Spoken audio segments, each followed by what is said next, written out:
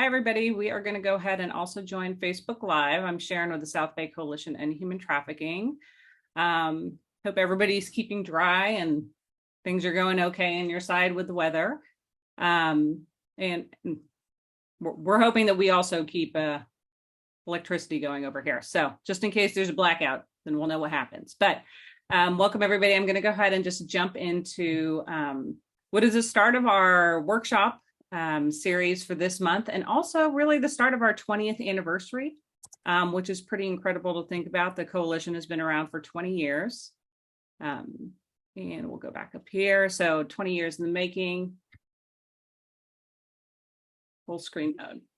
I'm really excited about our group of panelists here today. We're going to hear from a lot of folks who've been with the coalition for a number of years. Going to hear from our co-founders. I'm the director. We have our coordinator who's also attending today. And Beth Dillon's also been helping a lot with all the work that's gone into everything that you see here today. So I'm going to go ahead also start transcript and closed captioning for folks. And 20 years, it's been a long time. I think we've done some incredible work, and there's a lot of work that we still want to continue to do. We're going to hear from folks about what kind of changes we've seen at the federal level, national level, state level, and locally. And throughout the month, what we're going to be having is a number of workshops. I'll tell you more about our workshops, but just bring us back to what our coalition's really always focused on. We really want to focus on ending human trafficking through the 4 Ps. And so that's also what we're going to kind of touch on is protection of survivors, prevention of trafficking, prosecution of trafficking, and really through coordinated partnership. So what you're going to see throughout the month is different workshops that really focus on each of these key areas. And the theme for the month is, let me first do our introductions for our executive committee. Coalition, we're made up of about 30 plus agencies. It includes law enforcement agencies, service providers, attorneys, government agencies, community members, and just a number of activists in the anti-trafficking movement. We have our chair, Perla Flores, if you want to introduce yourself real quick.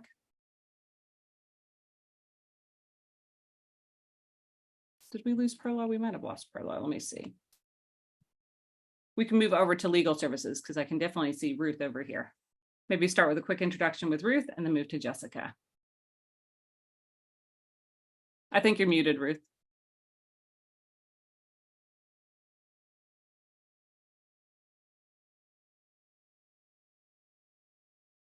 All right, thanks. Yes, I am the Legal Services Co-Chair of the South Bay Coalition to End Human Trafficking. I also am the supervising attorney for the Alexander Community Law Center and for the county's Office of Labor Standards Enforcement Legal Advice Line. Thank you, Ruth. And Jessica Jenkins, co-chair for the Legal Services. Good morning, everybody. I'm co-chair with Ruth, and I am a senior staff attorney practicing immigration law at Bay Area Legal Aid in our Santa Clara County office. Great. And for advocacy services, Kim Gutierrez. Hi, good morning. Kim Gutierrez, Director of Anti-Human Trafficking Services at Community Solutions and co-chair of the Advocacy Services Committee. Amy Malika. Hi, everyone. I'm Amy Malika. I'm the Anti-Human Trafficking Program Manager at YWCA Golden Gate, Silicon Valley. Also a co-chair alongside of Kim for the Advocacy Services Committee. Thank you. And our law enforcement folks, Patrick Vanier. Morning, everyone. My name is Patrick Vanier. I am the lead prosecutor for the Santa Clara County District Attorney's Office Human Exploitation Unit, and I'm also assigned to the Santa Clara County Human Trafficking Task Force, the Law Enforcement Investigating Human Trafficking Light Task Force, and I'm happy to be here today. Thanks, Patrick. I don't think I see Lieutenant Seymour with San Jose Police Department Special Victims Unit, but when he comes on, I'll give him a chance to say hi. And same with Perla Flores. I think we're having some tech difficulties this morning, so we'll come back to that. And you'll also be hearing from Perla later, as she's one of the co-founders for the coalition. So like I said, this month, we're going to be focusing on best practices and promising approaches In the past 20 years, we've seen the human trafficking movement really kind of exponentially grow since the Trafficking Victim Protection Act passed.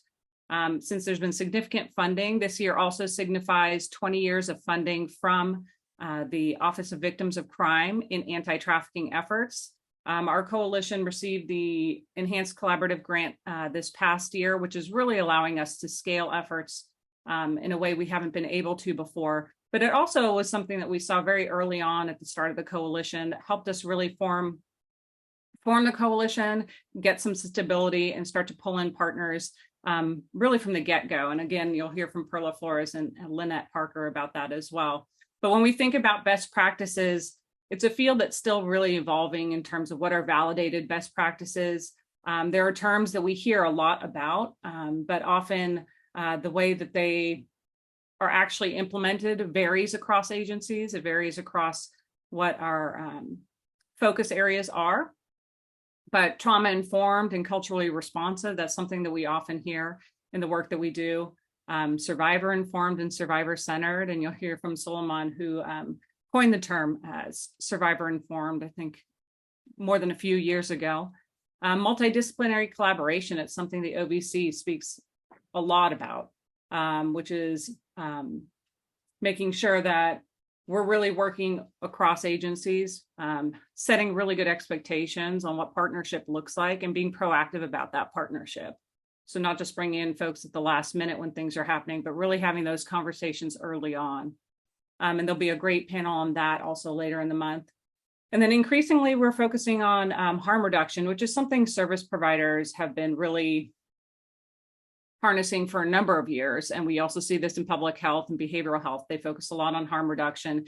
It's something that we're now increasingly seeing is being encouraged across agencies. So child welfare, California Department of Social Services really advocates that harm reduction is the approach to use with child welfare and really across agencies.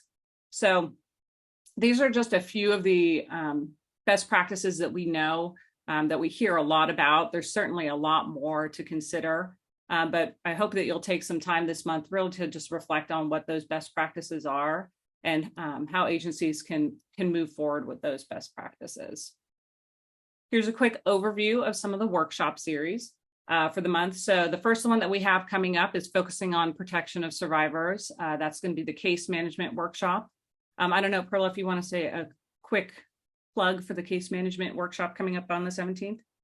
Yeah, super excited. Hope folks can join. And this is really a look at how over the last 20 years, we've expanded the breadth and depth of services to make sure that survivors receive the support they need from crisis through stabilization and then long-term stability and sustainability. So hope that you all can join. We'll also be talking about victim rights and kind of the evolution of victim rights over the past 20 years. Thank you. Thank you. And then following week, we'll have a workshop on best practices in mental health. And Ruth, do you want to give a quick plug on that workshop? Yes, I'm very excited about this workshop.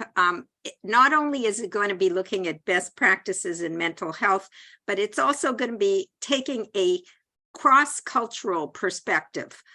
We have a Filipina, Latinx, LGBTQ, and Vietnamese American therapists that are going to be talking about best practices in the various communities and cross-cultural issues, as well as just general best practices for mental health. And I just met with them yesterday, and I'm just so excited about the perspectives that they have. And I really urge everyone to attend because I think this is a very important topic. Thank you, Ruth. The third workshop we're having is actually going to be on a Thursday. So all the other workshops are on Tuesday, but multidisciplinary collaboration is going to be Thursday at 10 a.m. And that's going to be focused on really all the key partners. We're going to have somebody from Futures Without Violence speaking about some of what they're seeing really nationwide on best practices for collaboration. I know Perla does a lot of training across the country, really on what collaboration, what works with collaboration, how to set up coalition. And then we'll hear really more in depth about what does active collaboration look like? What about multi-victim operations? What about in-person response when you have advocates working with law enforcement. And sometimes there are, things that you can really work on ahead of time to help ensure that there is a survivor-centered approach. And then survivor inclusion, engagement, and leadership. Our coordinator, Taisha, is going to be leading this great workshop with a number of survivor leaders to really talk about what does it look like really being inclusive in the workplace when we're talking about individuals with lived experience, and what are those best practices. And I think with that, I'm going to, two more workshops really quickly, just to give a plug. We have a really great opportunity with a financial management consultant, Unsu, and she's going to be hosting 2 workshops, one for survivors that's going to be on Wednesday in the evening. Have to fix the time there. And then another one that's on Friday, the 27th, for individuals in the nonprofit sector, because we know that's incredibly important as well. If you're interested in either of those, please email me directly. I'll put my information in the link. With that, I'm going to pass it over to Maggie Crowell, who is the special advisor to the AG on survivor advocacy and policy. She's going to be giving a few remarks, but really introducing the AG who's with us here today to really reflect on the incredible work that's happened across law enforcement over the number of years. Hi, thanks so much. Hi, everyone. Honored and proud to introduce my boss, the 34th Attorney General of the great state of California, and a true champion for victims and survivors. I've been part of this group and enjoyed learning from everyone here for many years, but you might have noticed that I got a new title. And I got that new title because of my new role that is only made possible by this Attorney General. This is the first time our office has had a special advisor specifically on victims and survivors' rights. And it's just one example of this Attorney General's broad commitment to bringing an end to human trafficking. He's launched new efforts to take down predators, but honestly does not care about the splashy headlines. It's all about changing lives and making California safer. I've seen him up close and personal. I've seen his heart. I've seen him open his hands to survivors and use every tool that he has to ensure what they've experienced isn't experienced by anyone else. So it's my honor to introduce you to Attorney General Rob Bonta. Good morning, everyone. Thank you. Thank you, Maggie, for that very kind and generous introduction. Thank you for all you do and all you've been doing for so long. I'm honored and grateful that you're on our team and really bringing our work to the next level. And South Bay Coalition to End Human Trafficking, what an honor it is to join you along with the advocates and survivors here in marking National Human Trafficking Prevention Month. Together, we gather virtually as many voices, but with one shared pursuit, putting a stop to this heinous crime and supporting those who've been harmed. At the California Department of Justice, that's our mission every day, and we're so proud to stand with all of you in pursuing it. Survivors, members of the public, law enforcement agencies, advocates, and elected leaders, we must stand together to tackle this unacceptable crisis of decency and dignity that happens right here, right now, in our own communities, in our own backyards. Human trafficking is a modern-day form of slavery. There were more than 1,300 human trafficking cases reported in California alone in 2021, more than any other state in the nation. But more pervasive than this, heinous crime is our commitment to ending it through collaboration with federal, state, and local law enforcement partners and community organizations. DOJ is securing justice, launching 2 regional human trafficking and sexual predator apprehension teams, continuing to serve as the lead agency on the San Diego Human Trafficking Task Force, prosecuting complex, multi-jurisdictional, and criminal human trafficking cases across the state. DOJ is providing new and continued resources for survivors, launching California's first ever sexual assault evidence kit tracking portal, ensuring survivors know how to clear their records and secure relief if they committed nonviolent offenses as a result of being trafficked, helping survivors at every stage of the healing and justice process. DOJ is disrupting and dismantling human trafficking, empowering one survivor and taking down many predators at a time. While we have yet to reach the finish line, we've come a long way in our fight for justice. And that's in large part because of coalitions like this one, because of advocates like you, from the passage of the Victims of Trafficking and Violence Protection Act over 2 decades ago to then Senator Holly Mitchell's SB 1322, which brought about the end of child prostitution, because there is no such thing as a child prostitute. There is a victim, there is a survivor. To your collective effort to bring about a culture shift, to usher in a new era of trauma-informed care and a survivor-centered approach to this work. The last 20 years of advocacy have brought about a fundamental shift in fighting this crime and empowering survivors for the better.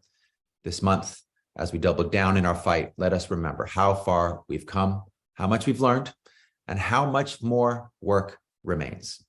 This injustice is great, but our steadfast dedication to ending it is greater. Thank you, South Bay. Thank you to the advocates, survivors, and leaders here making all the difference. I'm so proud to stand with you, and together our fight continues. Thank you, and onward. Thank you so much, Attorney General Bonta. We really are thankful for your leadership and really have seen results. So we really appreciate that. I'm going to move us forward on our program to our next speaker, which is going to be Senator Cortese.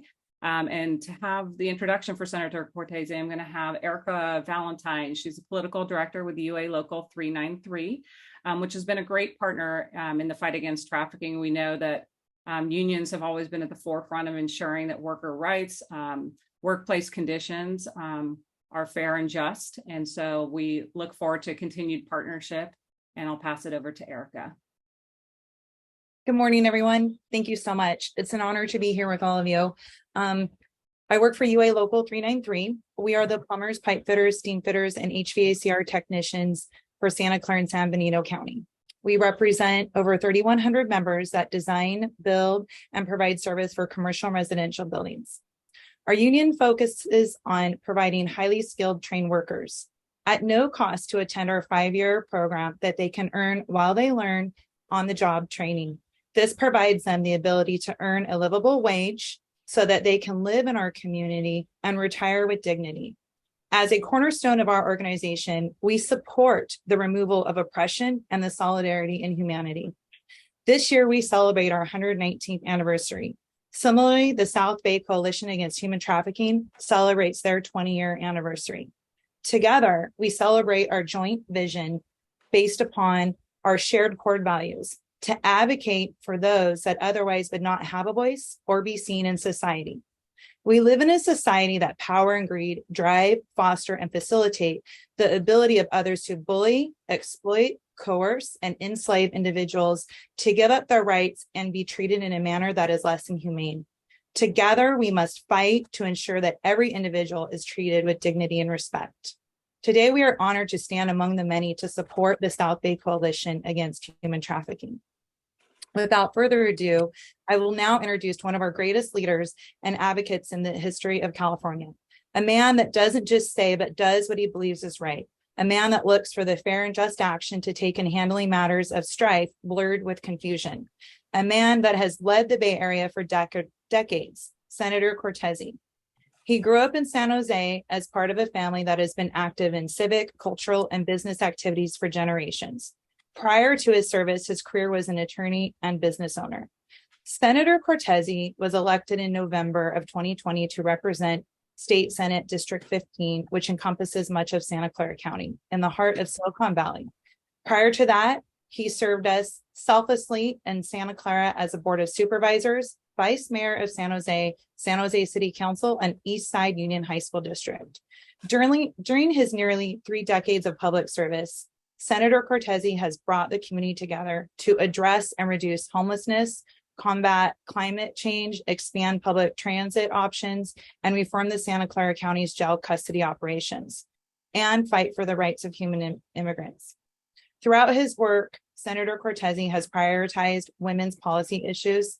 He initiated the county's gender and ethnicity pay equity ordinance and their landmark anti-human trafficking team and their first of its kind review of Title IX policies for K through 12 and higher educational institutions. He created the county's open government ordinance and law of Office of Labor Standards Enforcement to monitor the county's wage theft and living wage ordinances that he championed, as well as workplace sexual harassment. All around, Senator Cortese is a person that has and continues to focus on the best interest of his community time and time again. It is an honor to know him and have him here with us today. I will now turn it over to him. Well, thank you very much, Erica.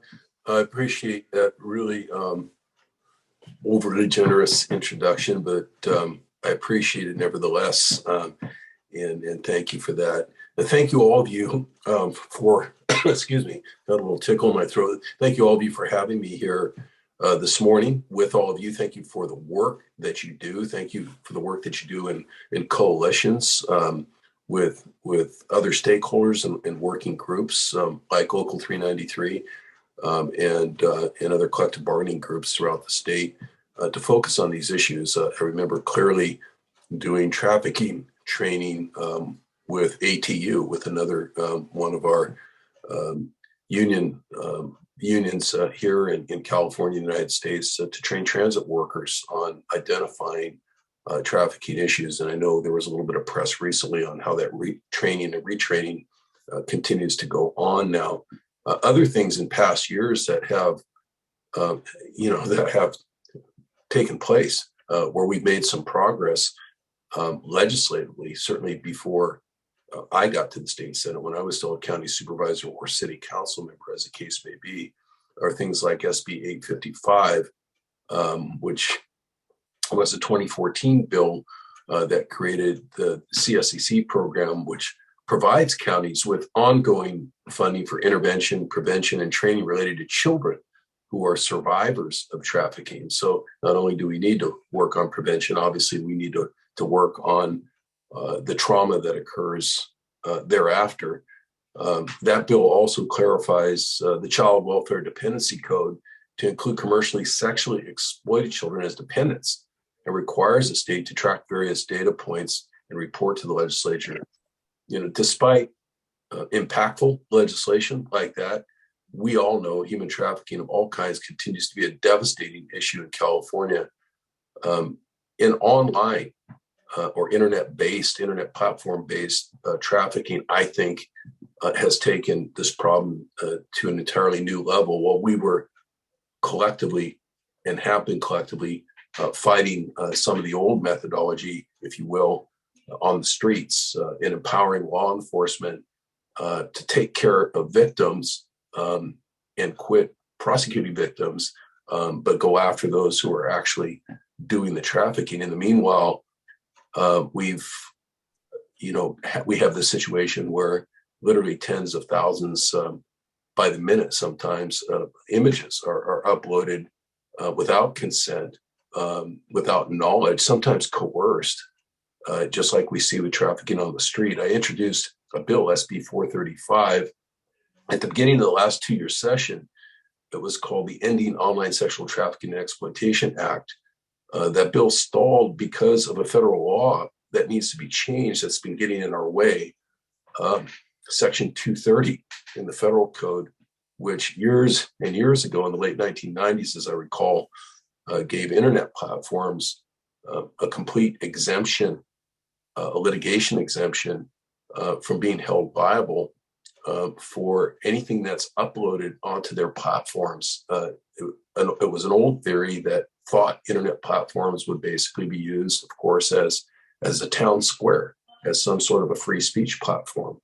We understand now in 2022 that the internet, like so many other great innovations, has been exploited itself. It's been taken advantage of, and these codes that were intended to protect free speech are now allowing the uploading of illicit materials, but it's not so much that they're illicit per se, it's that they're done without consent. And we've seen everything from retaliation to just straight up trafficking, of course. I will keep working on that. We worked some more on it last year. I introduced a bill called SB 1210, which was signed into law, which awards attorneys' fees and costs to the prevailing plaintiff if they do bring an action that's successful against anyone that distributes, benefits from, promotes, or induces another person to distribute unauthorized illicit materials.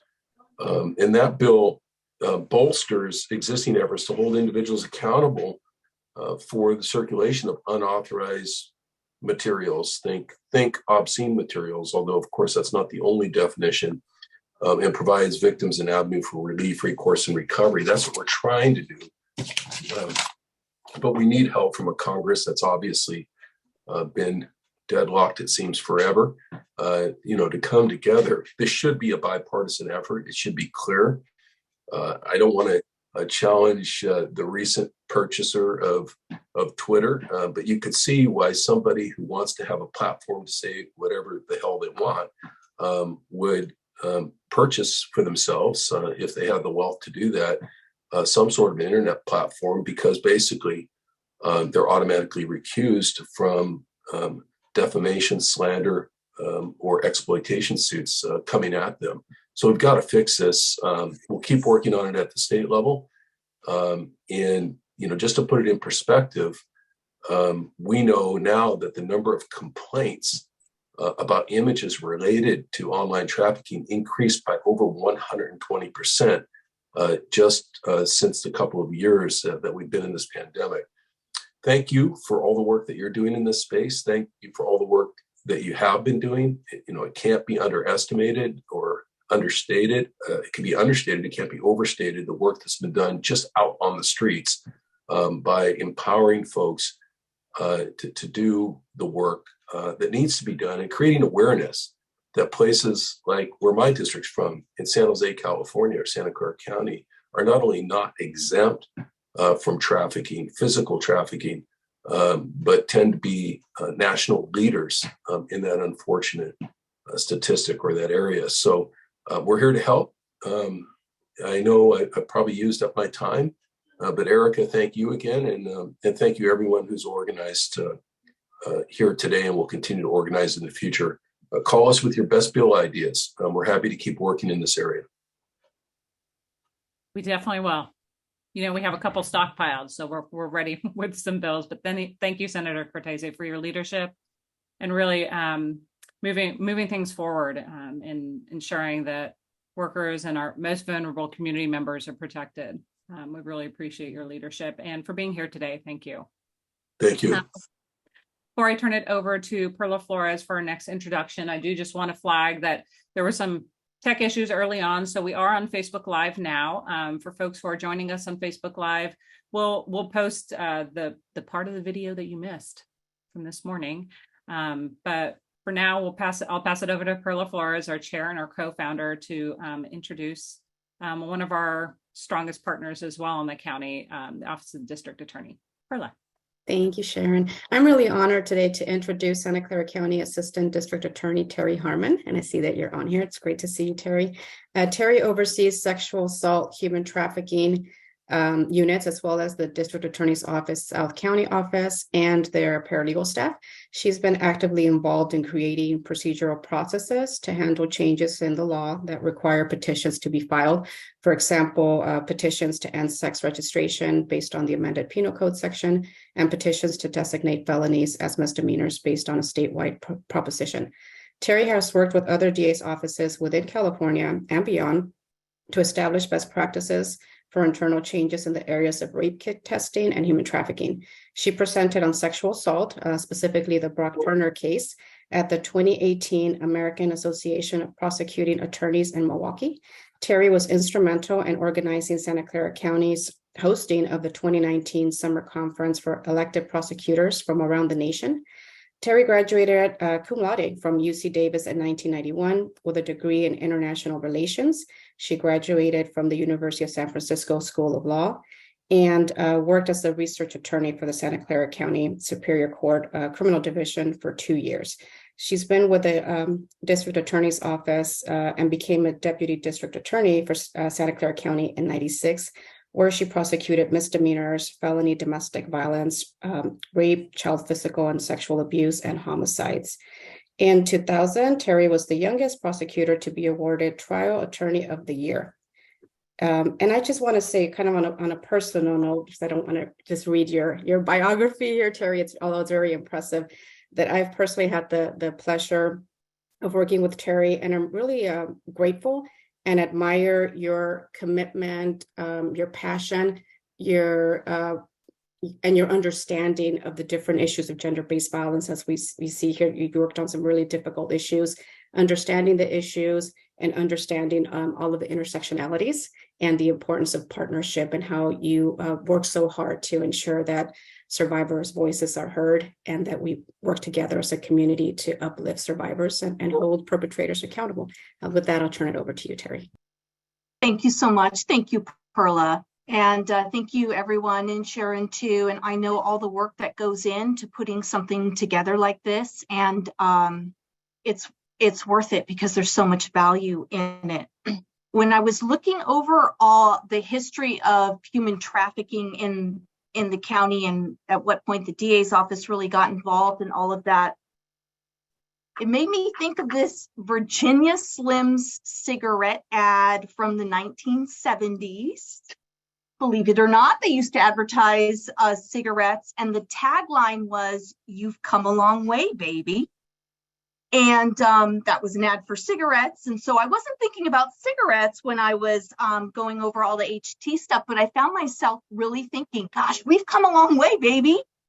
There have been a lot of changes, a lot of positive growth.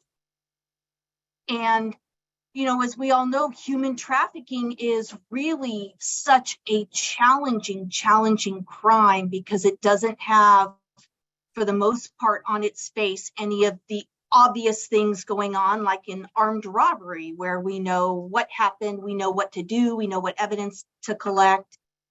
And with HT, we know we can drive past a massage place and we just don't know. We don't know if there's something illegal going on. We don't know if someone's being hurt. We don't know if someone needs help or services. And that's why really having a task force and having all of these partnerships becomes so important. So because it's not always clear what tools need to be used to ferret out wrongdoing and provide services. And when we started the task force in 2014, that was really huge. And at that time, I mean, that was a huge step for us. And at that time, that involved the sheriff's department and the DA's office, and it was a total of 6 people. And now we have 12 human trafficking investigators, the DA's office, local and federal agencies, 2 forensic accountants, a human trafficking coordinator, crime analyst, a designated crime analyst, victim service unit advocates, and 2, soon to be 3, prosecutors.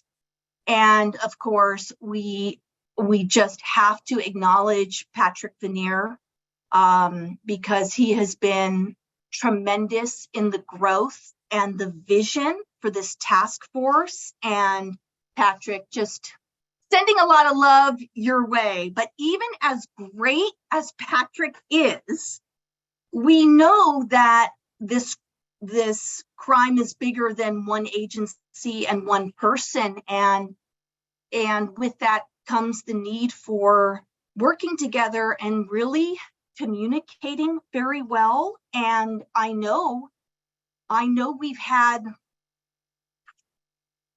our problems, and because collaboration is not problem free if you really mean what you're doing. Everyone here could say a bunch of things and never hurt anyone's feelings, and everyone just plays along and gets along.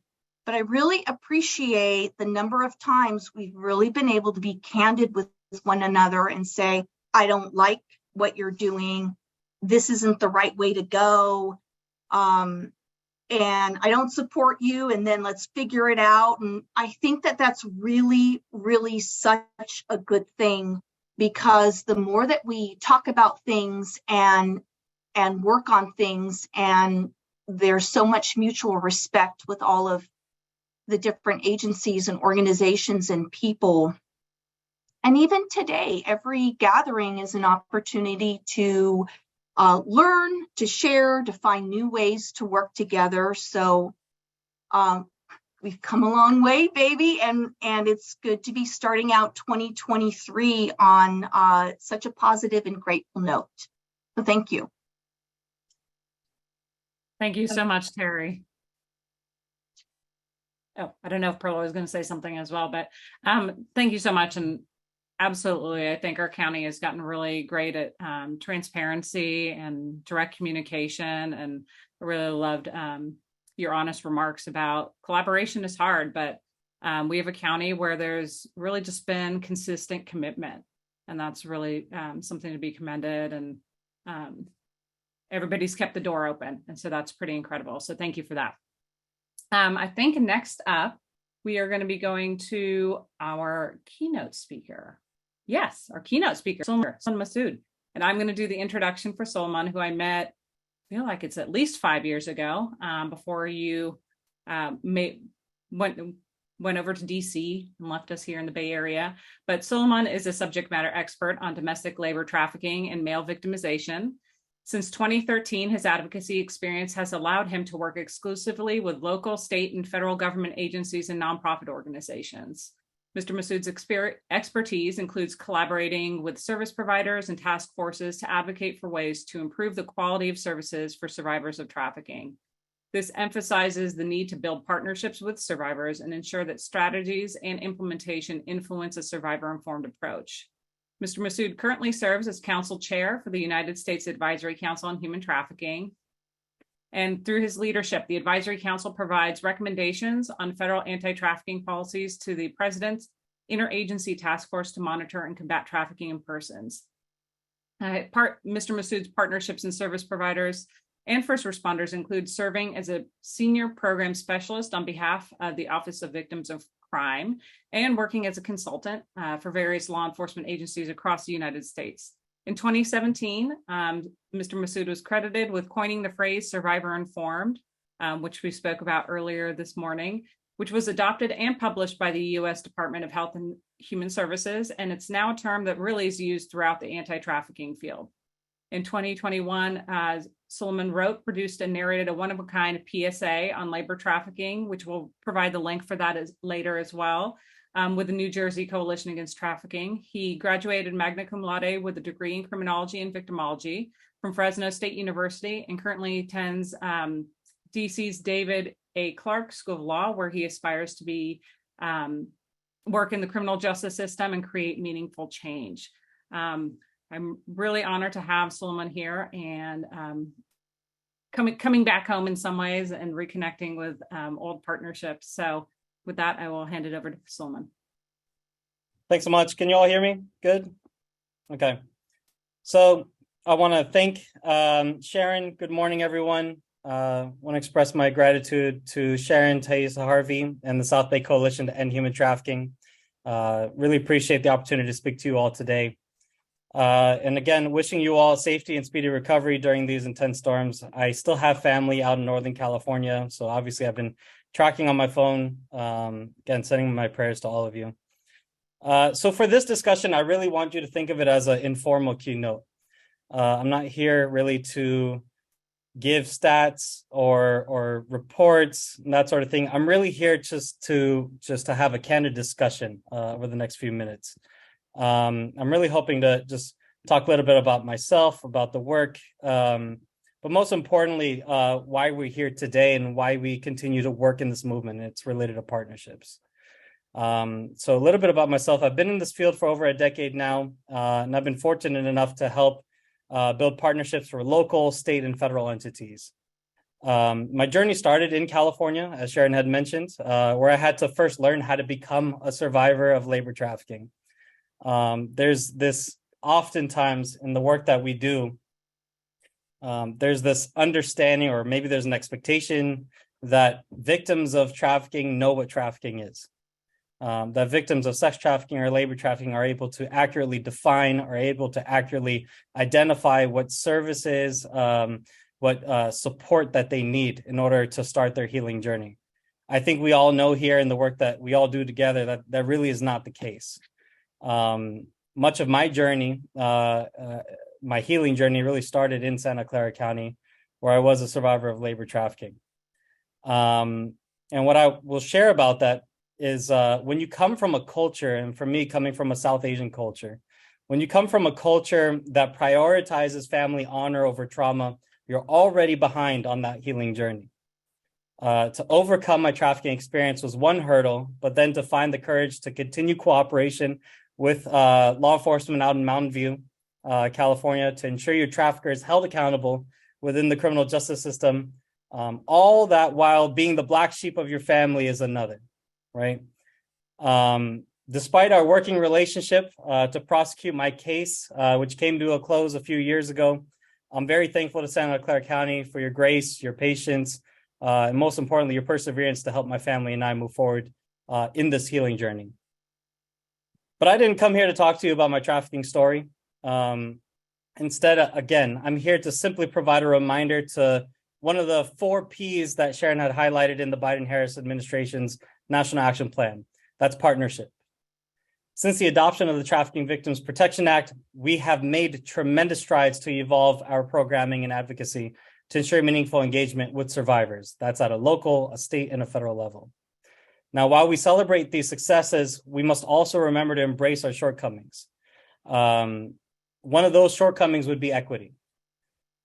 So when we're talking about equity, I think it's fair to acknowledge that when the TVPA was developed and designed and it was carried out, at least in the early iterations, it was not developed for those that look like me or came from the trafficking background that it came from, or even understanding the cultural nuances of where I come from and originate from. Of course, many of that, and I will say California and specifically the South Bay, has been so progressive, knowing the diversity that exists in the communities and those partnerships that exist there, right, have helped bring the rest of the field up to speed. And it's taken many years to address what equity truly looks like, whether that equity may be from a gender responsive approach or a cultural responsive approach. And we'll talk a little bit about that later. But I will say the partnerships we create in this field define whether or not the initiatives we create embed that trauma-informed or survivor-informed approach. From my lens, the very purpose of developing a partnership is to get closer to establishing and maintaining a community-based approach. As much as we are reluctant to admit it, we truly cannot do this work alone, right? Everything we do in this movement is for the betterment of survivors of trafficking. I think we can all agree on that. Our approach to strengthen awareness, response, or even prevention can only be accomplished when building meaningful partnerships with survivors. I'm going to say it again, the last part. The awareness, the response, and the prevention that we create within our organizations, within our communities, can only be accomplished when building meaningful partnerships with survivors. So what do I mean by meaningful? Sharon talked a little bit about a survivor-informed approach. And part of that survivor-informed approach means that we create meaningful survivor input. And that helps case managers, service providers, and others who are conducting outreach or public awareness or coalition building. It also helps provide context on how trauma affects the recovery of those impacted by human trafficking and how to effectively meet the needs of those impacted by human trafficking.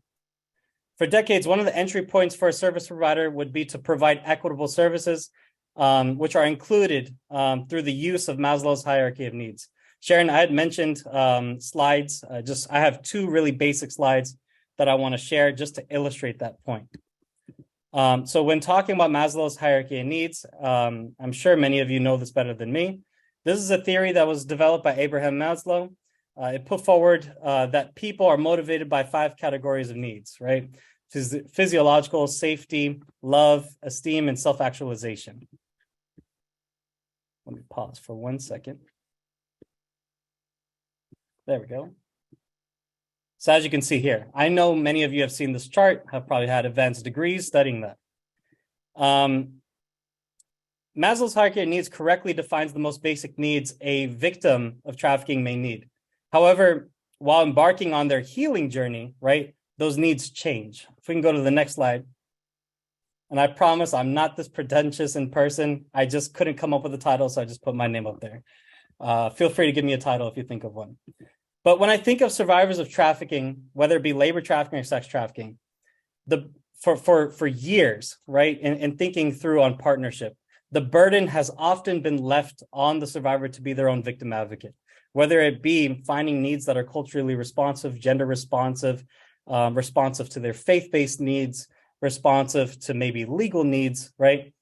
But what I will say is, when it comes to the healing journey, the needs are more narrowly tailored, right? You look at the bottom tier, being medical, housing, legal services, counseling, aftercare. These are really the more specific needs that may tap into that safety, that love, that esteem, self-actualization, right? When you go up this pyramid, we're thinking through on equity, financial stability, whole family approach. These are the things that are much more long-term, right? And at the very top, you see partnership. When I think through on the needs, it's important that we look at the two types of approaches that are really going to tap into those needs that a survivor may need. That be the cultural responsive approach and a gender responsive approach. And we can stop sharing this. That's okay. So when the reason why, and have you noticed that when I'm saying culture and I'm talking about gender, I'm not saying inclusive. There's a reason why, right? When I'm saying inclusive, and when we use the term inclusive, we're implying that the services we offer is a one-size-fits-all approach. That means that whenever services we currently offer will fit in with our underserved population seeking assistance. So if you're an organization that primarily sees clients who may have victimization or lived experience of sex trafficking, any type of migratory population or any survivor that may be associated with labor trafficking, those services that you already offer, we're just going to copy and paste that on there because that's just the capacity that we hold, right? Now, when I think through on a responsive approach takes it a step further. The service provider puts the survivor first and builds programming around them. So for example, for men and boys, mentoring and skill building are some of the most effective ways to empower and prevent re-victimization. For survivors of labor trafficking, career advancement and vocational training can greatly reduce the risk of re-victimization. Yes, there is a budget around creating responsive approaches, a responsive approach as opposed to an inclusive one. But what I will say is there is a longer term effort and much more, I would say, tailored approach to aftercare. Because aftercare is the one piece that we continually miss when we're providing our services to those clients that are in need. The next piece I want to talk about in terms of strengthening partnership is when it comes to creating screenings or assessments or toolkits. There's so much great literature out there, right? I have so many of these at home, trying to get rid of them. My wife continues to yell at me because they just stack up. There is so much literature out there on what survivor leadership looks like, what partnership looks like, what trauma-informed approaches look like, right? And with those, create those assessments and screenings that we need, whether it's in a healthcare environment, a direct services environment, right?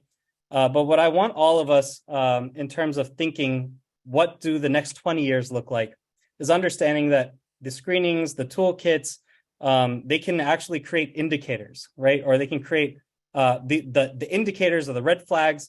They can result in profiling, right? When we create these screenings or toolkits to support survivors, we have to make sure we're simply doing it for the purposes of understanding the populations we serve.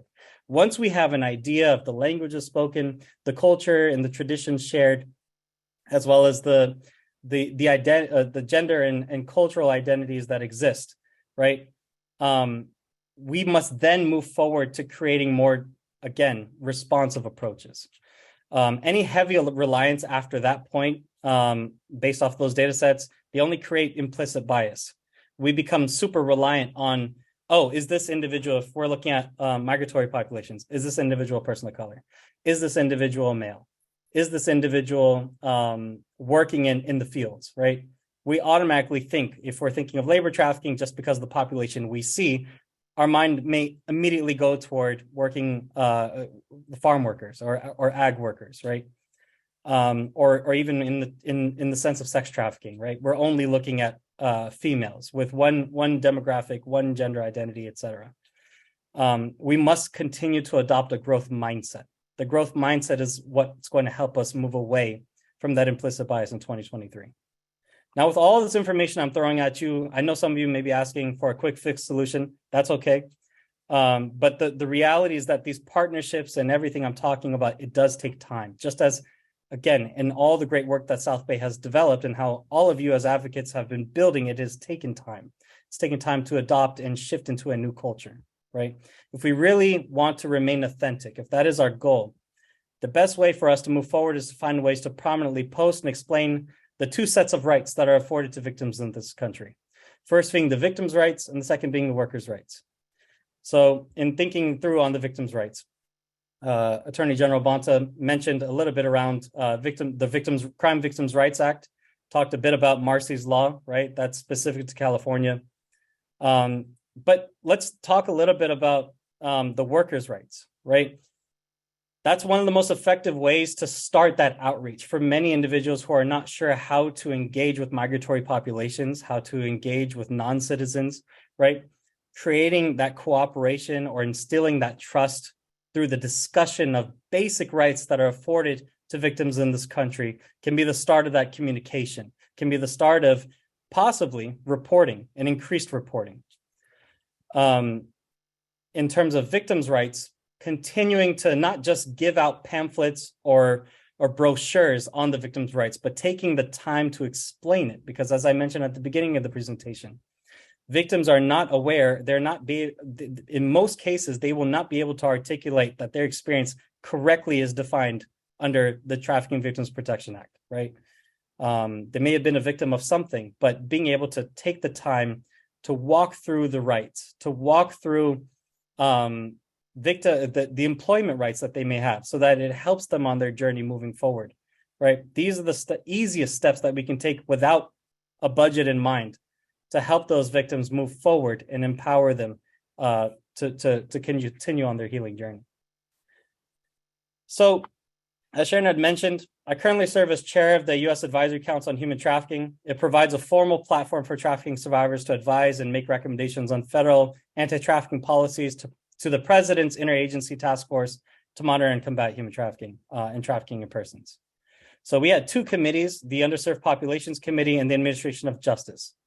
I will say our 2021 report really focused on that partnership piece. Our 2022 report basically gives an instructional guide on how to implement that partnership piece. To quote the late Nelson Mandela, for to be free is not merely to cast off one's chains, but to live in a way that respects and enhances the freedom of others. So we know the focus and approach of the literature and of the discussions that we have related to survivor leadership may be different from what we've had in years past, especially with the discussion of equity, right?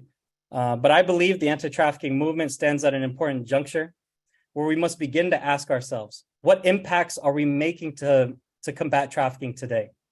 How have government entities adjusted strategies based on new information, research, and threats? How have previous recommendations, reports, and literature been implemented since we proposed them? And finally, how has survivor leadership transformed?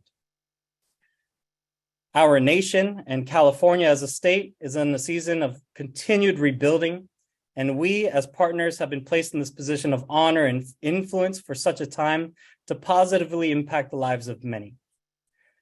We can only do that with the help of local, state, and federal agencies, because at the end of the day, all the recommendations, all the literature that we have, they're useless until someone takes up the cause and seeks to put them into practice and make them a reality.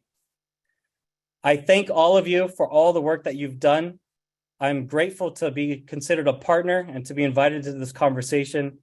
I look forward for us to continue to build together. Thank you so much for your time. Thank you so much, Solomon. That was really inspiring and really, I think, just a perfect keynote for us reflecting on the past 20 years and where we go from here. Really insightful things. I was taking notes as you were speaking. I was like, oh yeah, I'm just really thankful that you are a partner for us. And just personally also having another member in the South Asian community, a really underrepresented community. It's really great to see you here and on a national stage, really training and speaking out for most vulnerable members of our community. So thank you so much. With that, I'm actually going to pass it over. I think it's a great time to to reflect now on the coalition past 20 years. And so I'm going to be passing it over to our co-founders, Perla Flores, who's currently our chair, and Lynette Parker. And a lot of folks probably know Lynette. She's, I was like, is it okay to call folks OGs? Can we still say that? So she's an OG in the trafficking movement. She's really one of the foremost experts on immigration in the nation. She currently is associate clinical faculty and a supervising attorney at the Catherine George Alexander Community Law Center, which is part of Santa Clara University School of Law, which is where I went, and a few others on here went as well, and how I was brought into the coalition. So I'm really excited to hear from both Perla and Lynette as we reflect on Suleiman's words and some of the other thoughts from today. And I'll pass it over to Perla and Lynette. Thank you so much. It's really an honor to be here, and it's kind of amazing to realize that 20 years have gone by. It doesn't feel like 20 years, and yet so much has happened that it feels like more than 20 years in terms of the amount of work that's been done over the past years. So just in thinking back to the 2003, when victim survivor advocate came forward and put out a call in the South Bay saying, we need to start thinking about trafficking in persons in the South Bay. We need to start looking at that.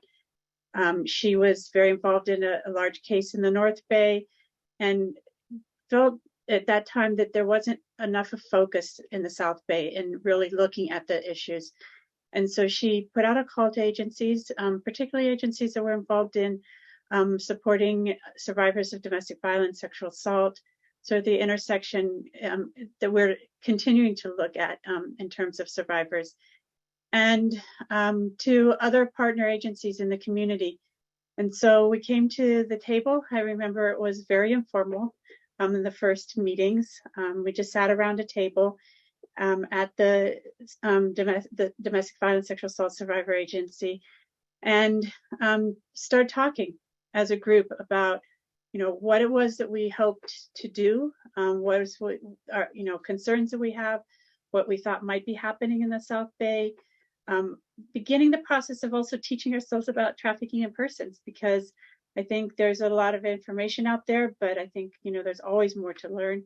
And so we spent time training ourselves, training each other, and then also communicating with each other. And I think what was amazing about how we got started is we started with communication. We started with talking about our work, the work that we do on behalf of survivors, and talking about our agencies and our professional restrictions, our professional obligations. Some of the first agencies we had, it was very multidisciplinary from the very beginning. We had service providers who were supporting, advocates who were supporting survivors. We had legal services providers. We had, at that time, one major player in the law enforcement community here in San Jose, South Santa Clara County, the San Jose Police Department.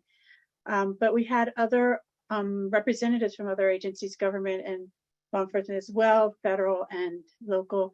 And we had a few disinterested parties. And we didn't have really any structure, and it was all volunteer. Actually, from 2003 to 2009, when the service providers first got our first funding, it was all on our own time and just our commitment to the particular issues that were before us. And I remember shortly after we started, we were asked to support North Bay in a huge human trafficking case that they had, the undertaking that they had, or trafficking situation that they had uncovered.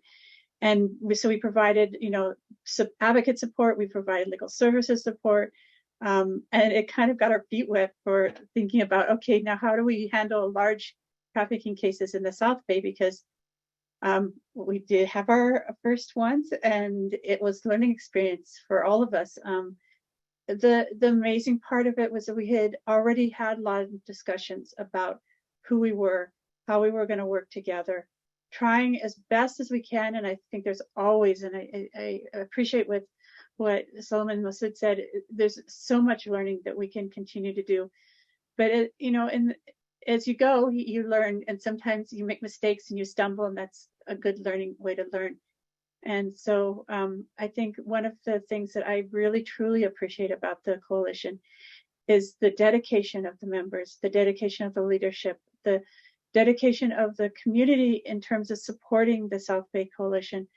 And I think, that has helped in terms of our being able to not just, solidify the work that we had done, but also to continue to grow, to continue to ask questions, to continue to say, how can we do this better? What can we do differently? What other things is still needed?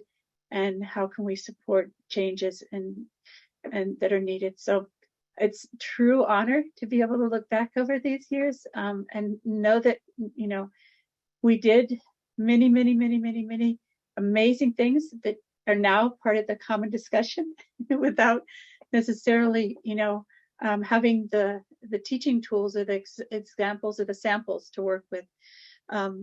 And that we are continuing to grow, and with a lot of support from everybody. So thank you so much for being a part of this group and for supporting and really contributing efforts to make a difference and to try as best as we can to end exploitation of labor and end human trafficking. So thank you. Thank you. First of all, I want to thank Solomon for your really moving and powerful keynote. And I also want to give huge kudos to Sharon for all of your work in putting this together. Always, it's such a privilege and honor to work alongside you, and your commitment to uplifting this issue and to building collaborative responses is always just amazing. And also feel very touched and humbled to be here with Lynette, who I consider my mentor. And remembering fondly the advocate that Lynette was referring to as Nalini Shakar, who used to work with Next Door Solutions to Domestic Violence and brought me into this human trafficking arena, and I always remember her very fondly. So I'm going to try to summarize 20 years of growth and advocacy in 5 minutes, but we do have workshops that you can attend to learn more.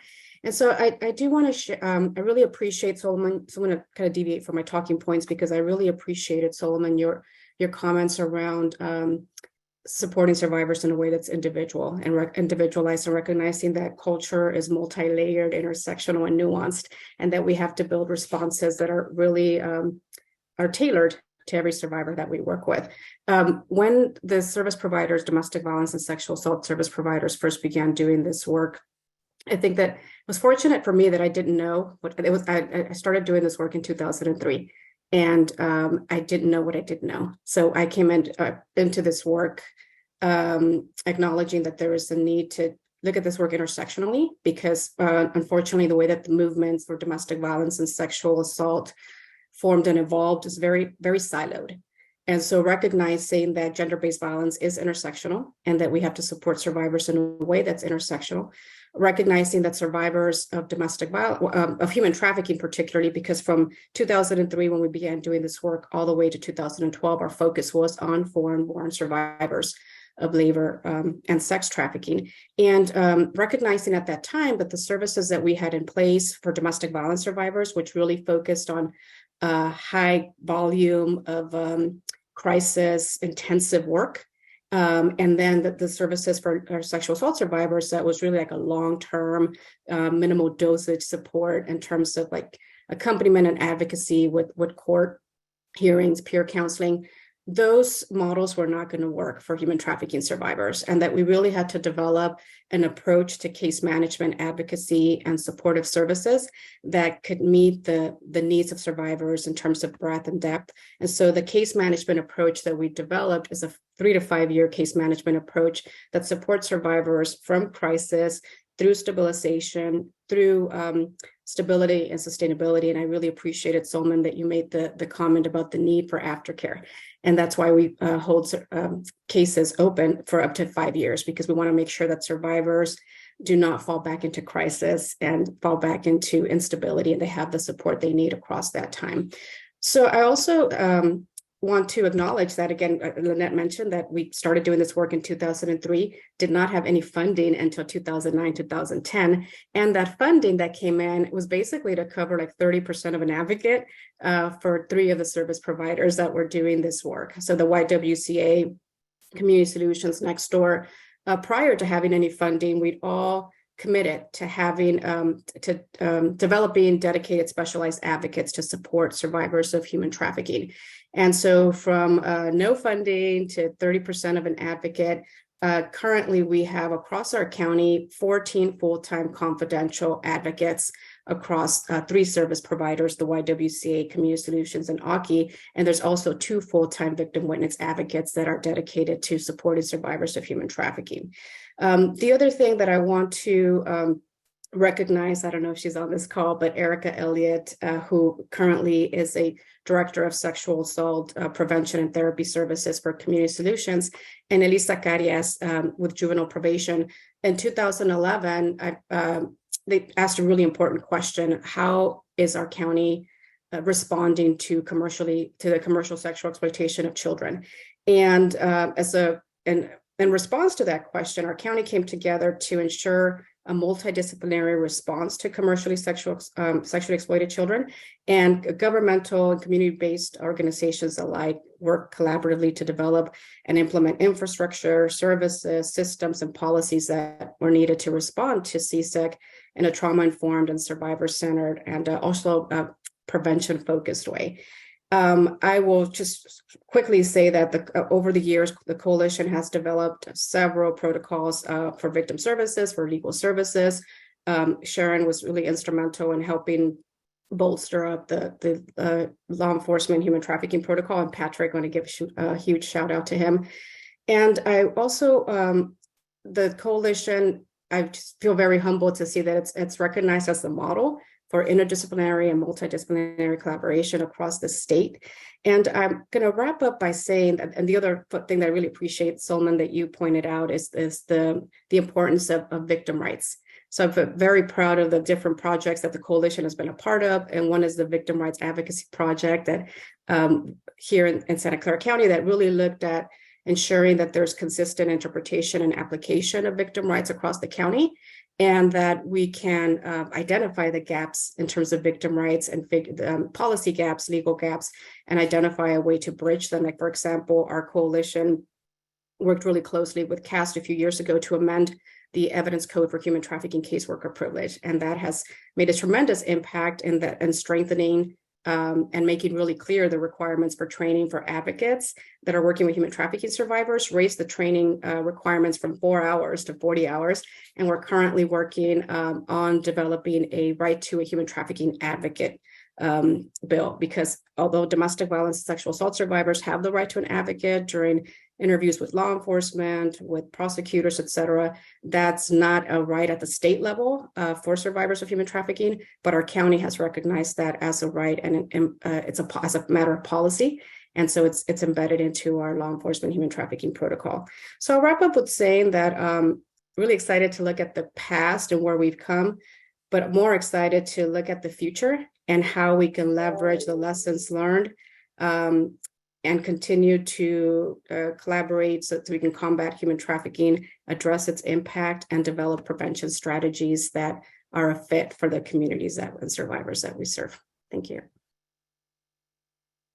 And I would be remiss if I didn't really highlight just the pivotal role that Perla has played over the course of 20 years. When we talk about collective impact, you need a backbone organization.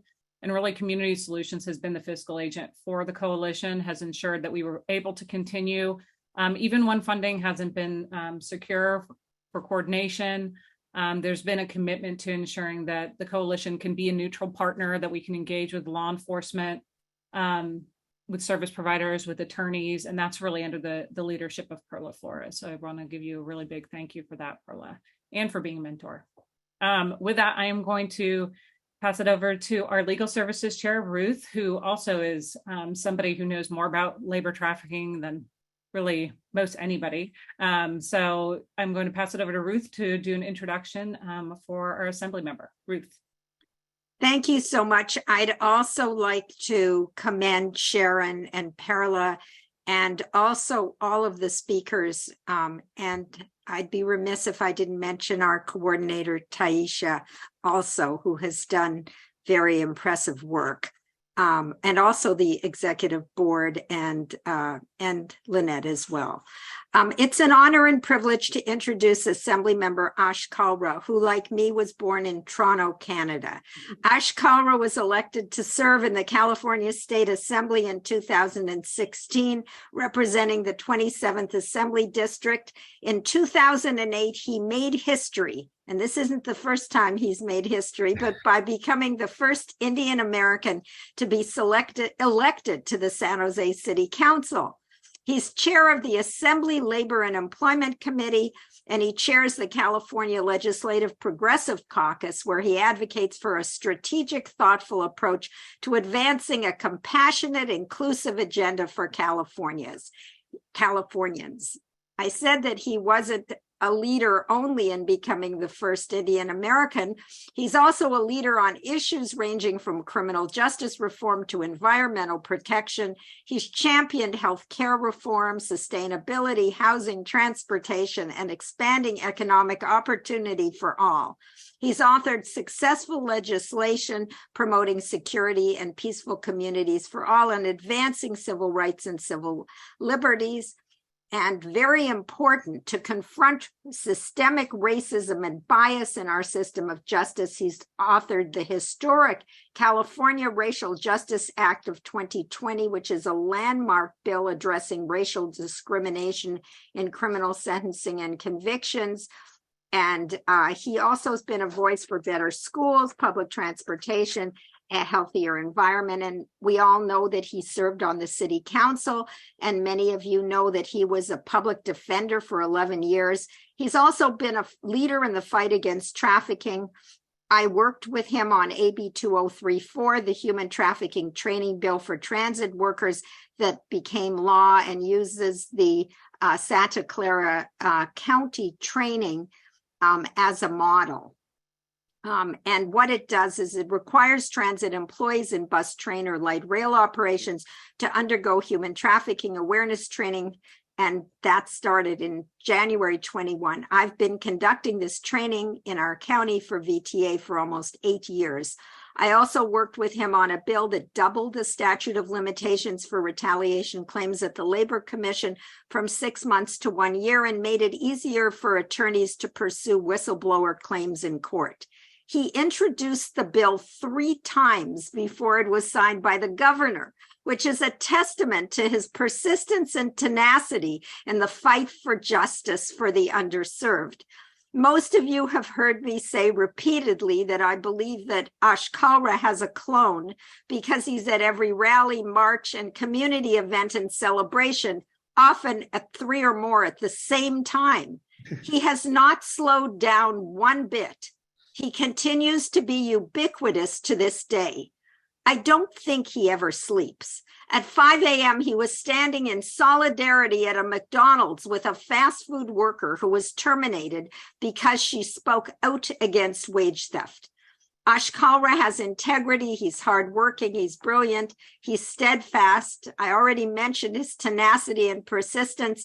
He's down to earth and accessible, and he's a true champion of the rights of human trafficking survivors, workers, and immigrants. He's also authored groundbreaking legislation that promotes civil rights, human rights, and social justice.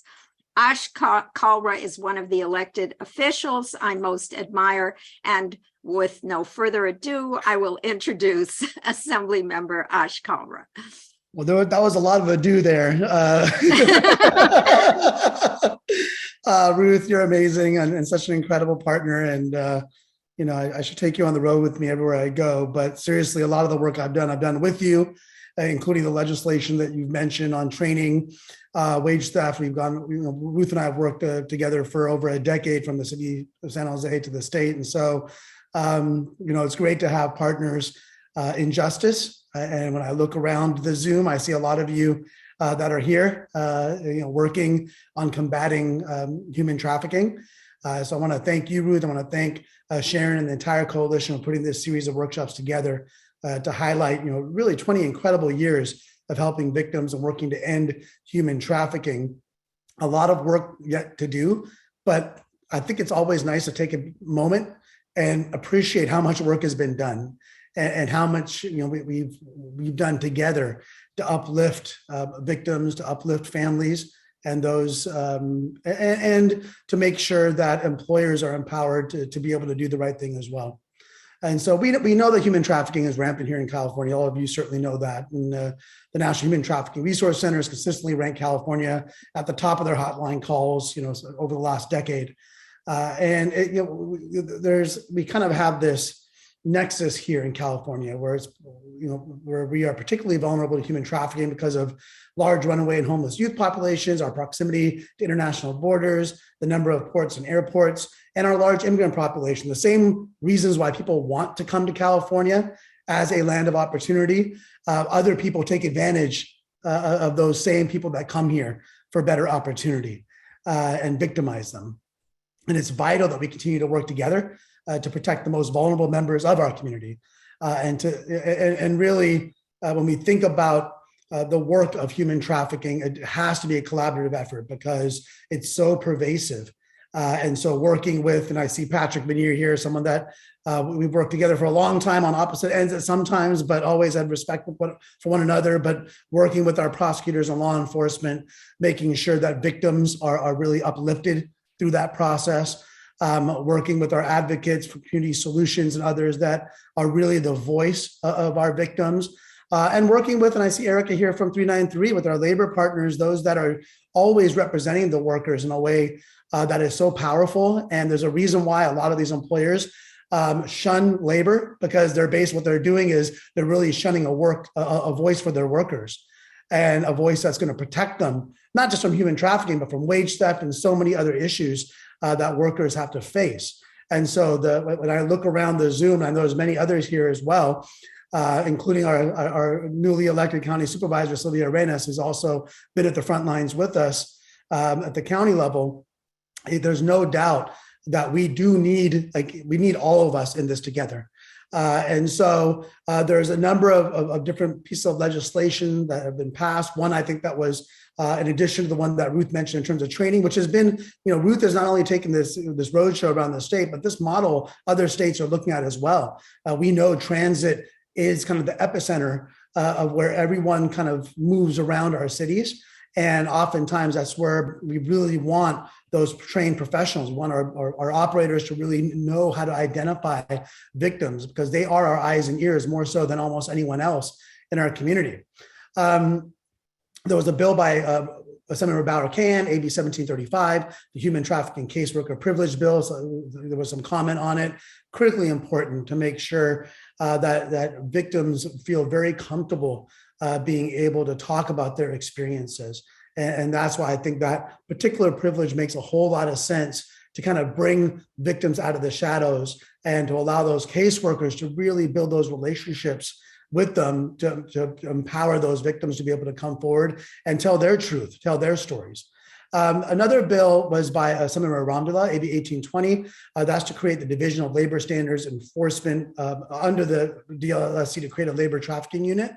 And it would have really required the unit to receive and investigate complaints alleging labor trafficking and to take steps to prevent it. Unfortunately, the governor vetoed it, stating that the California Civil Rights Department already is doing work in that space. But I really do believe we need a dedicated unit to labor trafficking. The issue is so pervasive and needs that targeted approach from the enforcement side.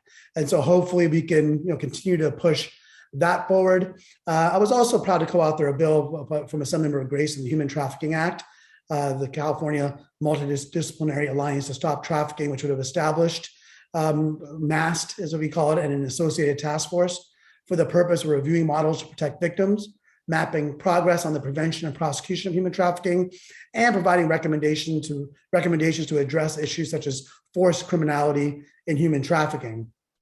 Sadly, that bill was held up in Senate Appropriations. Ruth was talking about the bill that I did that took 3 years. That's the reason why it takes 2, 3, 4 years to get some of these bills through. There's a lot of process it has to go through, and whenever there's a cost attached to it, that can get held up, particularly in appropriations committees. But all of us collectively had to advocate for those bills. and make it very clear that that money is very well spent, and it's really important to uplift our communities. The legislature did pass a bill by Assemblymember Cunningham on sex trafficking regarding hotels and the civil penalty, which allows civil penalties to be imposed against hotels for failing to report known sexual trafficking within the hotel, or an employee benefits from sexual trafficking activity within the hotel. And OES actually announced $20 million in grants for local partners statewide to help increase and expand life-saving services for human trafficking survivors as well. And so there's a lot of different things that have been moving. And as the Assembly Labor Chair, I'm certainly going to continue to fight to protect workers and ensure marginalized folks can access their rights under the labor code. We know that when it comes to victims of human trafficking, we talk about the workers that come here trying to make better their lives and better the lives of their families back home, whatever it might be, and they get taken advantage of. Their passports get taken away. They get threatened with jail time. They get threatened with not only deportation, but really criminal liability. They don't know what the laws are. They don't know what they don't know how to empower themselves. So we have to empower them and educate them and be there for the victims. We know that when it comes to human trafficking for sexual trafficking, obviously this is an issue where we really have to do so much more on. We do know that we ought to also be somewhat cautious on sex workers that are not human trafficking victims. There are sex workers that do the work. And I believe personally that decriminalizing sex work will allow sex workers that are victimized, they can go to when it comes to labor commissioner, or labor rights are being violated, or criminal acts against them, they can come out of the shadows. And so I think that's especially true for human trafficking victims that are sex trafficked, that if they're being threatened and said, well, you're committing a crime, so if you try to step forward, you're going to be thrown in jail and sent to prison. If we can remove that liability, the potential criminal liability just from them, I think you can get to the perpetrators of human trafficking and ensure that those that are being sex trafficked, again, are empowered. And so there's a lot of work to do. I know we still have a lot of work to do going forward. I really applaud the work that all of you do in your respective roles and collectively, and look forward to our continued partnership to support victims and combat human trafficking. And, as always, we're all ears as to different legislative ideas. I know that, Ruth and I have tried working on having that statewide policy on having an advocate. We've run into some obstacles there, but, always happy to look at that or other ideas you may have at the state level moving forward. So thank you all so much. Thank you, Assembly Member, for that and for all of your work, and a lot of it in partnership with Ruth as well. It's always been a great partnership and representation of our district. So we really appreciate that. So now we're actually going to do a video address from Supervisor Chavez, who also has been just a huge champion in our county. I'm going to have Perla Flores do the introduction. While she's not able to be here today, I'll go ahead and load up that video as Perla does the introduction. Thank you, Sharon. And I'm just really honored to introduce Santa Clara County Board Supervisor Cindy Chavez. I'm a huge fan of Supervisor Chavez. Cindy Chavez represents close to 500,000 residents in District 2 in Santa Clara County. And this district includes the areas of Central, East, and South San Jose. And I've personally seen how under her leadership, because I lived in East San Jose for quite some time, kind of the restoration that's taken place under Supervisor Chavez's leadership in that area. Supervisor Chavez has also demonstrated tremendous leadership in several other areas and issues, particularly as it relates to gender-based violence and its intersections with survivor safety and access to services, as well as wage equality and wage theft, education, mental health, housing, childcare, and employment. Supervisor Chavez has championed collaborative and collective impact efforts on important public safety and public health topics, again, including housing, bail reform, the foster care system, and gender-based violence. Under her leadership, the Santa Clara County established the Santa Clara County Human Trafficking Commission in 2014, a multidisciplinary approach at human trafficking that looks to address policy gaps, as well as funding, service gaps, infrastructure gaps. Supervisor Chavez also established and co-chaired the Intimate Partner Violence Blue Ribbon Commission in 2016 with Supervisor Ken Yeager to transform services for domestic violence survivors. And then I can't say enough about Supervisor Chavez and the instrumental role that she's played in creating and funding collaborative infrastructure, services, and policies that prioritize survivor needs and community safety. So with that, I think we have the video ready to go. Thank you, Sharon. Hello, everyone. I'm Cindy Chavez. I'm a member of the Board of Supervisors. I'm so sorry I'm not with you today. We have a board meeting, so I can't join you. But I know today you are really honoring the anniversary, your 20 years of doing amazing and incredible work to fight human trafficking.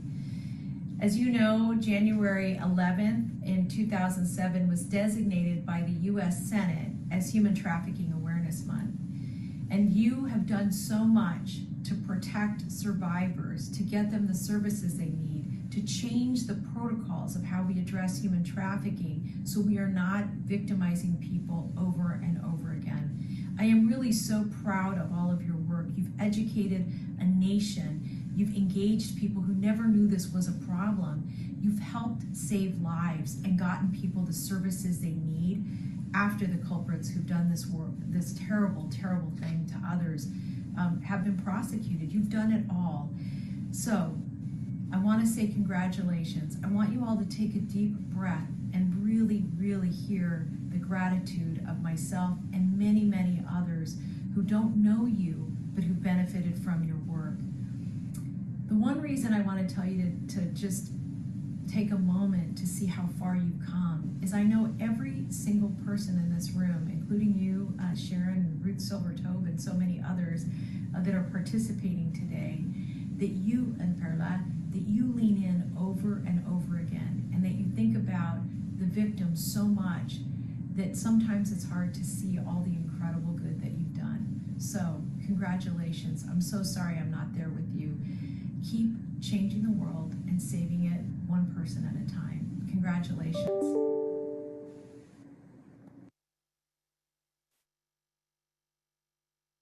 And we'll make sure to relay our thanks to Supervisor Chavez, who, again, she's currently the Board of Supervisor meeting. I believe our new supervisor, Sylvia Arenas, is also just finishing up there.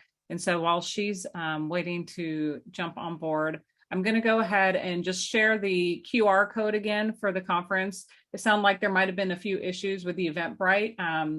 If you are having issues, maybe check back in a few hours today and we'll make sure the tickets are available. You can also email me and I'll put our information in the chat. Let me do that right now while folks are still on. But we do hope you will join us for some of the workshops this month. And let me pull up that PowerPoint. So the QR code should take you straight to the Eventbrite page. Sharon, there was one question earlier about whether the workshops will be recorded and made available after. Oh, yes. So the workshops, if you register, the workshops will be made available after the conference. We'll try to see if we can get them up at the end of the week, but they'll be available if you registered for the entire conference, yes, or for that specific workshop. So just make sure you register to be able to have access to that afterwards, because I think it'll be harder after. And with that, I believe, let's see, do we still have Kim? I know some folks are losing power at the moment, so I'm going to pass it over to Kim, our chair of our advocacy service providers, to provide an introduction to our former council member champion and now our county supervisor champion, Sylvia Arenas. So Kim, go. Thank you, Sharon, and I'm holding on here with this weather. But I am honored today to introduce District 1 Santa Clara County Supervisor Sylvia Arenas.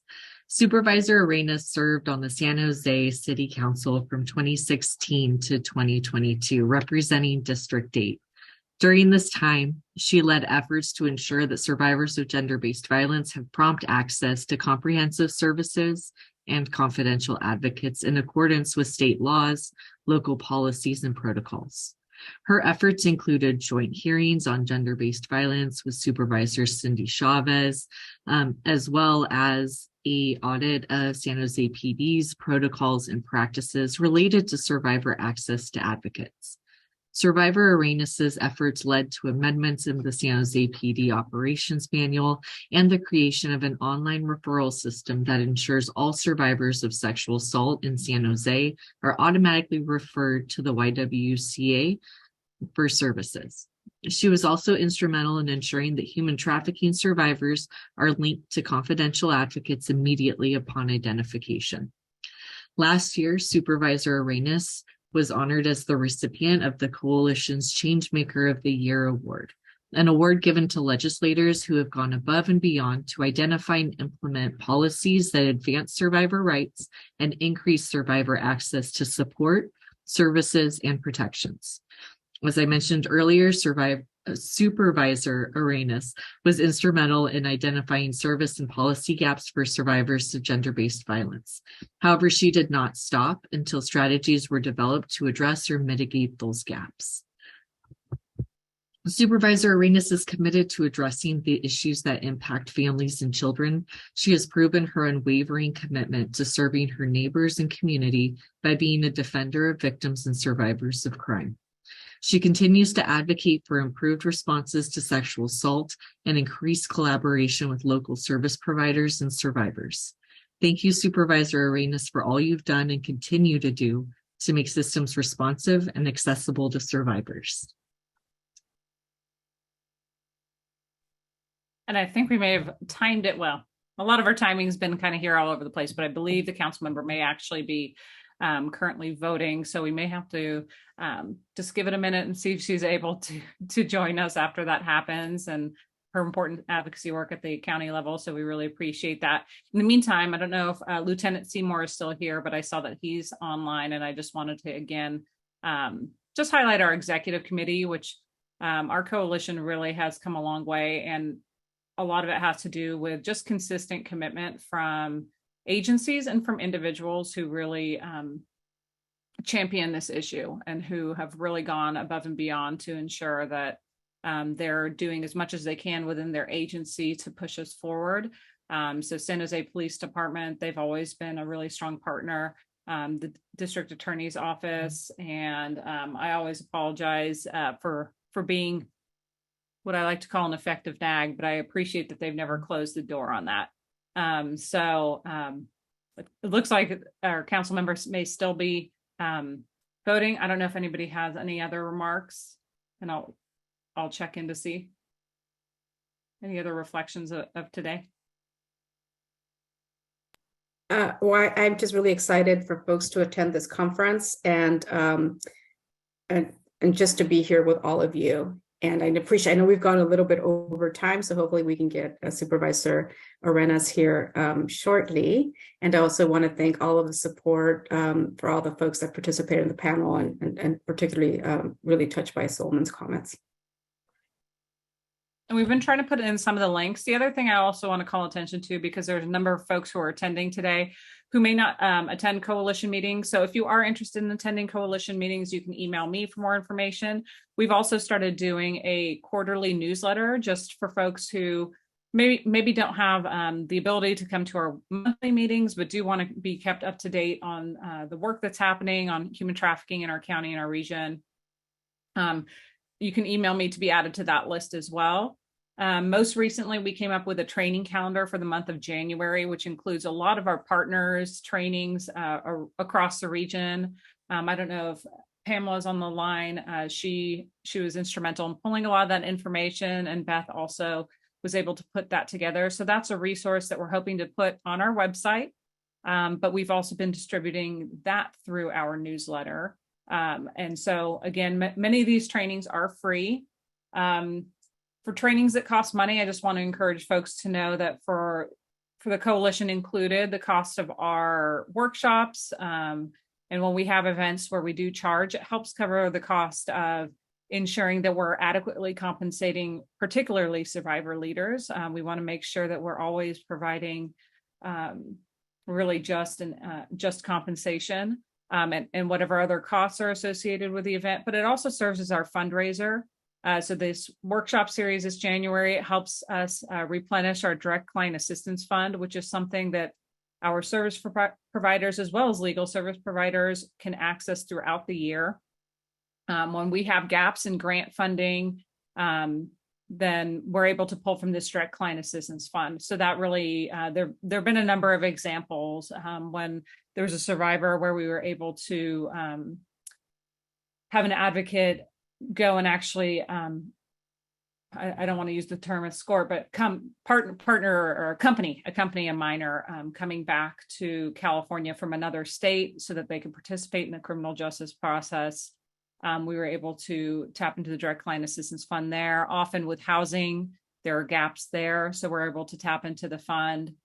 Sometimes with various visa applications, if we're required to pay a fee, we can tap into funds. So these are all really important things that help ensure that our service providers are able to provide as much support as possible. So just know that a lot of the funding goes to that, and we really appreciate that. Oh, and now I see Lieutenant Seymour. Did you want to say hello? Just quick introduction. We missed you in the beginning.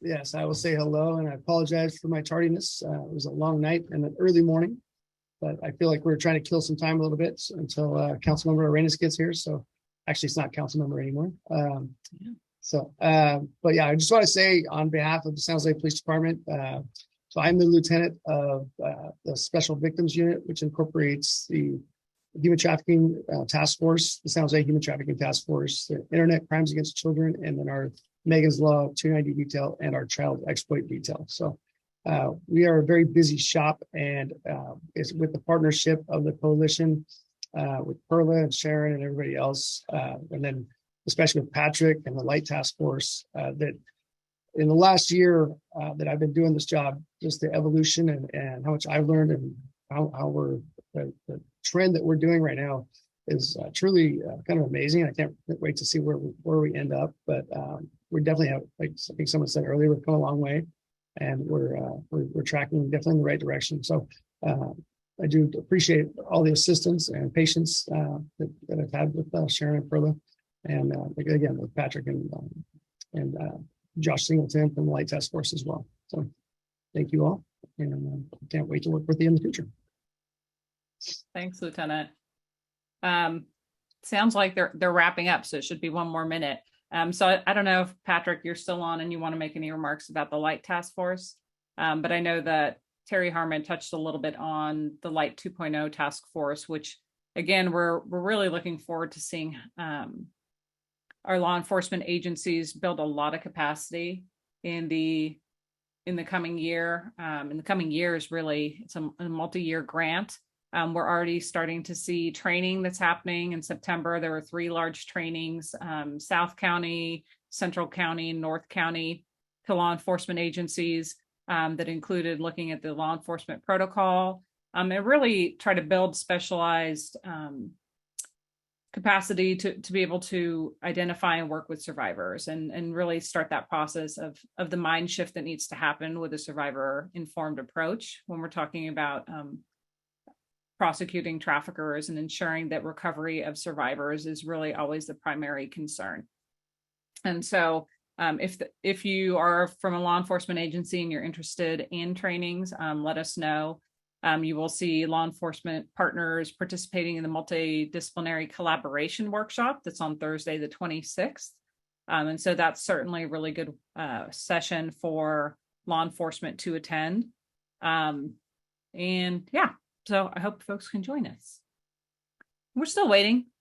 Anybody else have anything they want to chat about? I do. So how's the weather? No, I'm just kidding. I really wanted to give a shout out and appreciation to our the service providers, the YWCA, Asian Americans for Community Involvement, and want to say that the Office of Victims of Crime recognizes the point agency model that we have in place as a model for service providers in terms of that coordination and collaboration. And it's so important. So I just can't stress enough how appreciative we are to have these partnerships and to have the YW alongside with us with Community Solutions and making sure that there's 24-hour in-person support available for survivors. That piece is so important because no one organization can do all that. And Sylvia's here. So, but thank you. And also thank you, Amy, for all of your support on the Victim Service Advocacy Services Committee. Councilmember Reyes, thank you so much for making it. Good morning, everyone. Thank you so much for being so patient.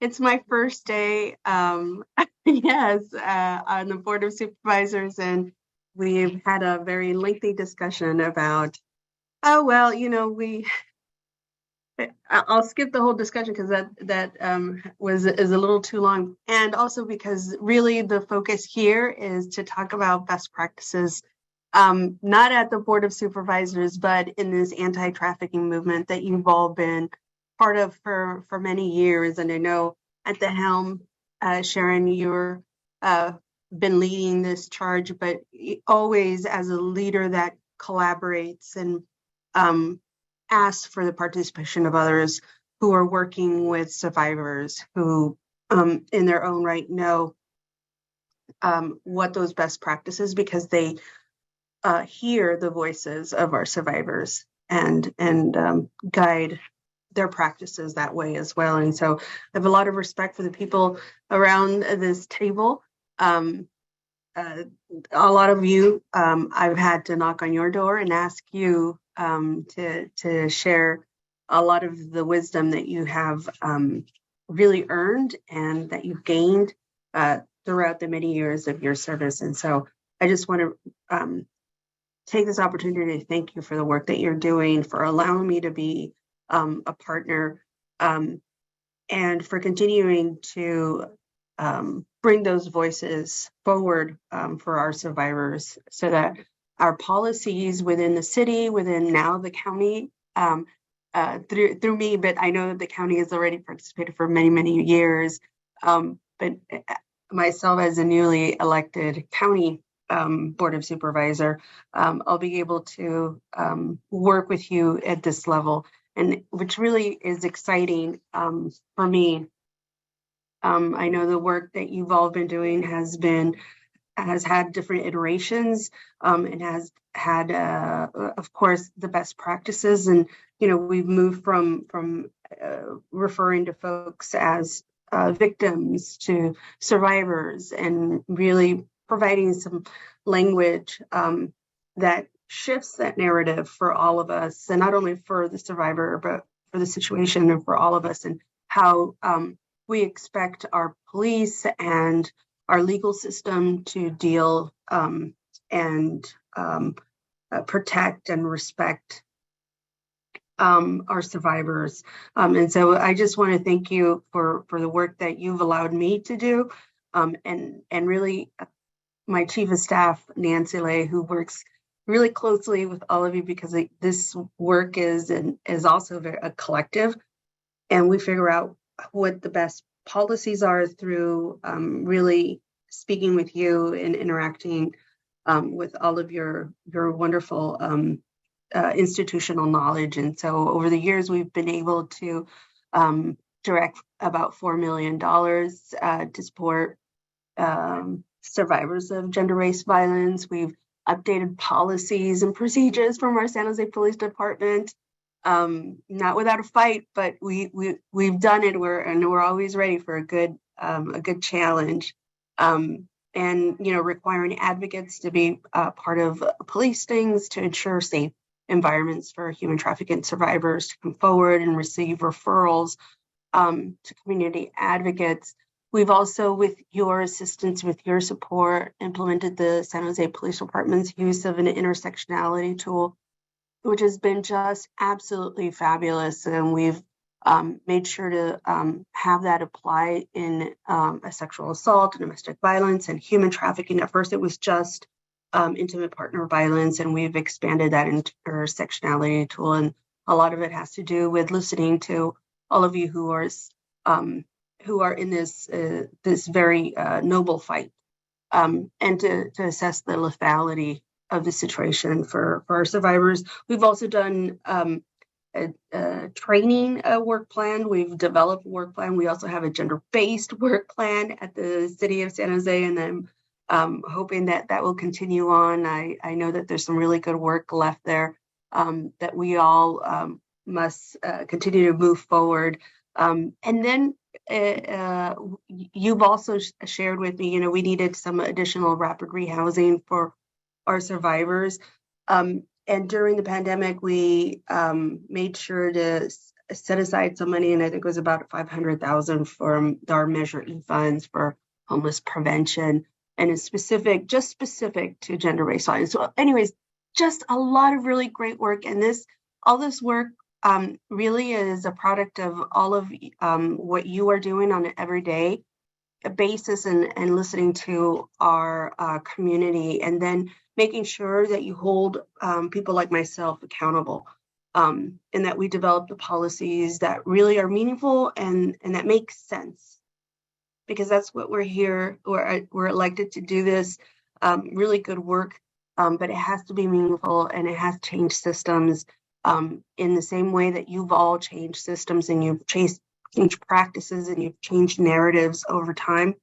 I also, as a policymaker, aspire to do the same with your support and your help. And so thank you so much for continuing to allow me to be part of this, to sit at this table and share and learn and grow with all of you. So I hope you have a wonderful rest of the event.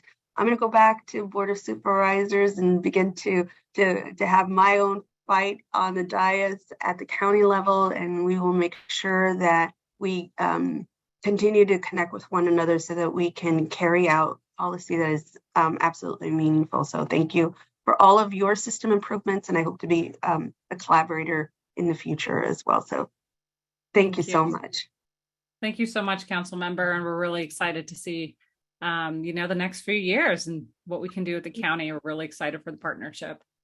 Me too. Thank you so much. Thanks.